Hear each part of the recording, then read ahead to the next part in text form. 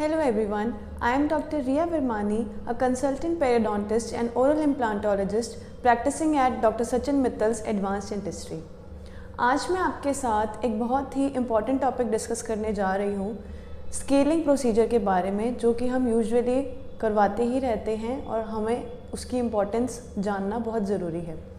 तो स्केलिंग के लिए डूज़ एंड डोंट्स क्या रहते हैं, स्केलिंग प्रोसीजर के बाद हमें क्या चीज़ें फॉलो करनी रहती हैं, उसके बारे में आज हम डिस्कस करेंगे। सबसे पहले ये जानना भी ज़रूरी है कि स्केलिंग प्रोसीजर किया किस लिए जा रहा है। बेसिकली स्केलिंग हम इसलिए कर रहे हैं क्योंकि हमारे दांतों के और मसूड़ों के ऊपर हार्ड डिपॉजिट्स, सॉफ्ट डिपॉजिट्स और स्टेनिंग हो जाती है। इसको हम नहीं यूजुअली स्टॉप कर पाते हैं बिकॉज़ हमारे मुंह के अंदर बहुत से बैक्टीरियाज होते हैं जो कि ये स्टेनिंग एंड डिपॉजिशन कॉज करते हैं।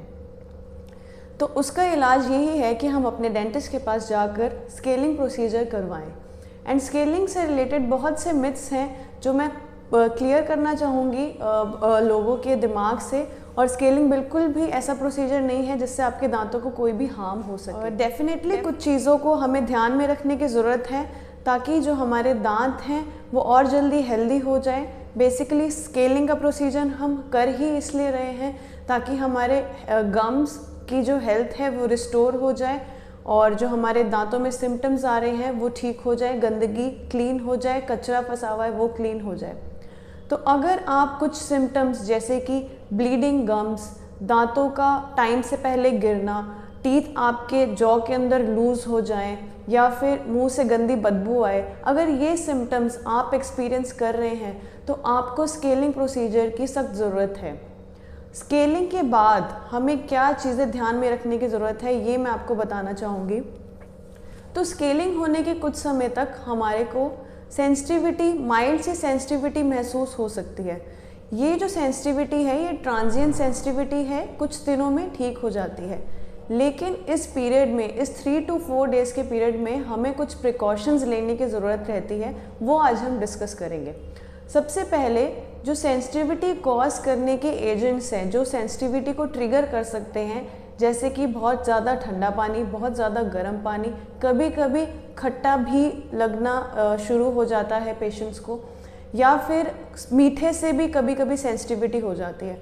तो हमें 3 to 4 डेज़ तक इन ट्रिगरिंग एजेंट्स को अवॉइड करना है, अपनी डाइट से एक्सक्लूड करना है बहुत ठंडे और गर्म चीज़ों को।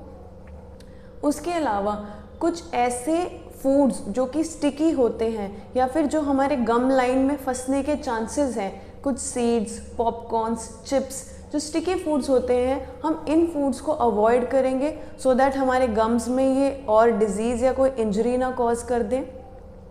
उसके अलावा स्केलिंग कराने के बाद और कोई ऐसा प्रिकॉशन नहीं रहता है, आप तुरंत स्केलिंग के बाद अपना खाना पीना रिज्यूम कर सकते हैं। जैसे हम एक्सट्रैक्शन करवाने के बाद या फिलिंग कराने के बाद कुछ टाइम के लिए खाना पीना रिज्यूम नहीं कर पाते हैं, लेकिन स्केलिंग में ऐसा नहीं है। आप स्केलिंग या डेंटल क्लीनिंग कराने के बाद तुरंत अपने ईटिंग हैबिट्स दोबारा से रिस्टोर कर सकते हैं। एक और बहुत इम्पॉर्टेंट चीज़ ये है कि स्मोकिंग अवॉइड करनी है for good 24 to 48 hours. Smoking का बहुत बैड इफ़ेक्ट आएगा आपके गम्स एंड आपके टीथ पे अगर आप तुरंत स्केलिंग करवाने के बाद स्मोकिंग रिज्यूम कर रहे हैं तो 2 दिन तक स्मोकिंग हम बिल्कुल अवॉइड करेंगे। एंड इसके अलावा स्केलिंग में क्या होता है कि हमारे मुंह के अंदर कभी हमें पिंकिश सा सलाइवा दिखाई देता है, एक रेडिश सा सलाइवा हमारे मुंह के अंदर सेक्रीट होता है। वो इसलिए होता है क्योंकि स्केलिंग के दौरान थोड़ी बहुत ब्लीडिंग होती है, जिससे कि हमारे अनहेल्दी गम्स हेल्दी में कन्वर्ट करने के लिए ये ब्लीडिंग भी हो जाती है। तो अगर आपके मुंह के अंदर 2-3 दिन तक ब्लीडिंग हो रही है तो आप इससे घबराएं नहीं, ये 2-3 दिन के अंदर ही ख़त्म हो जाएगी। और इसको अवॉइड करने के लिए एक बहुत ही अच्छी रेमेडी है वार्म सेलाइन रिंजेस करना 3 से 4 दिन तक, दिन में 2 से 3 बार। वार्म सेलाइन रिंजेस हम कैसे प्रिपेयर करेंगे? 1 ग्लास गुनगुने पानी में 1 टेबलस्पून हम नमक डालेंगे। इस नमक से हमारे जो गम्स की ब्लीडिंग है वो रिड्यूस हो जाएगी। हम इस गुनगुने पानी को अपने माउथ में 1 मिनट के लिए रख के स्विश अराउंड करेंगे और फिर स्पिट कर देंगे। इसके बाद हमारी ये जो ब्लीडिंग वाली प्रॉब्लम है ये भी सॉल्व हो जाएगी। कुछ चीज़ें हमें अवॉइड करने की ज़रूरत है, जैसे कि बहुत ज़्यादा टीथ वाइटनिंग टूथपेस्ट अगर हम यूज़ कर रहे हैं या फिर हम बेकिंग सोडा यूज़ करना चाह रहे हैं, तो baking soda and teeth whitening toothpaste हम अवॉइड करेंगे, बिकॉज़ ये भी ट्रिगर कर सकती है आपकी पोस्ट स्केलिंग सेंसिटिविटी को, तो ये चीज़ हम नहीं करेंगे। Regular 2 times brushing and 1 time flossing बिल्कुल कंटिन्यूड रहेगी, हमें उसको नहीं स्टॉप करना है। स्केलिंग के बाद कभी कभी हमें ऐसे लगता है दांत हिलने लग गए हैं तो लोग ब्रशिंग अवॉइड कर देते हैं, वो चीज़ नहीं करनी है। स्केलिंग के बाद ब्रशिंग एंड फ्लॉसिंग सेम आपकी ओरल हाइजीन मेंटेनेंस के लिए ज़रूरी है। कुछ लोगों को ऐसे महसूस होता है कि स्केलिंग के बाद हमारे दांतों में गैप्स आ गए हैं या फिर वो लूज़ हो गए हैं, स्पेशली हमारे लोअर टीथ पे अगर बहुत ज़्यादा पत्थर जमा हुआ होता है तो हमें ऐसे लगता है कि हमारे दांत बड़े हो गए हैं, हमारे मसूड़े नीचे चले गए हैं। तो अगर आप ये चीज़ महसूस कर रहे हैं, इसका मतलब ये नहीं है कि आपकी जो डिज़ीज़ है वो और हो गई है। बेसिकली जो पत्थर है उसको निकाला है, और पत्थर बहुत ही लंबे समय तक आपके मुंह के अंदर था, इसकी वजह से उन्होंने आपके गम्स को इंजर करके गम्स को रिसीड कर दिया है।